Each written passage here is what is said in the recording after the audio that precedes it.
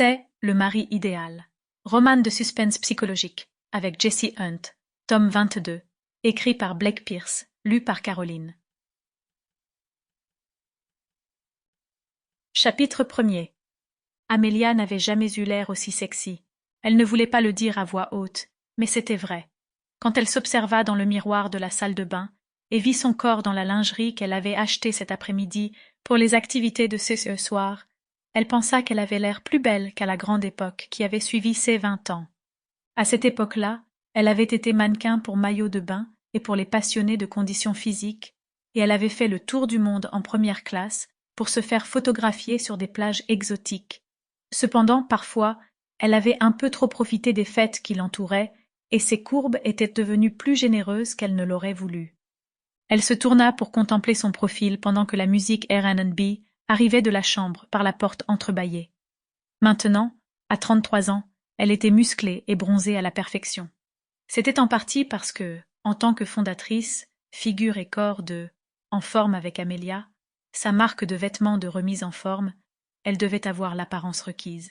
Cependant, c'était aussi parce que, avec son métabolisme en cours de ralentissement, elle devait adopter un style plus sain et plus holistique si elle ne voulait pas se laisser dépasser par les jeunes filles qui arrivaient sur le marché. Cela signifiait qu'elle avait dû devenir végétalienne 4 ans auparavant, renoncer à l'alcool 2 ans auparavant, et qu'elle devait faire de la gymnastique avec un coach personnel 3 jours par semaine.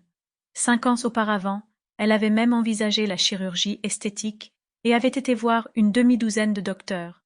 Les 5 premiers avaient tous formulé des recommandations détaillées. Seul le dernier, le docteur Jeff Sullivan, lui avait dit que, bien que ce ne soit pas bon pour ses affaires, il ne voyait rien à suggérer. Il avait déclaré qu'elle était parfaite comme elle l'était et que toute opération diminuerait sa beauté naturelle. Il lui avait proposé de revenir le voir dans 10 ans pour effectuer une nouvelle évaluation ce jour-là. Au lieu de suivre son conseil, elle l'avait invité à venir boire un café avec lui. Ils s'étaient mariés 10 mois plus tard. Maintenant, Jeff était allongé sur le lit de l'autre côté de cette porte, attendant de voir ce qu'elle portait et ce qu'elle comptait lui faire. Il était temps de le lui montrer. Elle ouvrit la porte, et, dans la lumière tamisée de la chambre, elle prit sa pose préférée, comme sur les podiums d'autrefois. Jeff était sous les couvertures et ne montrait que son visage.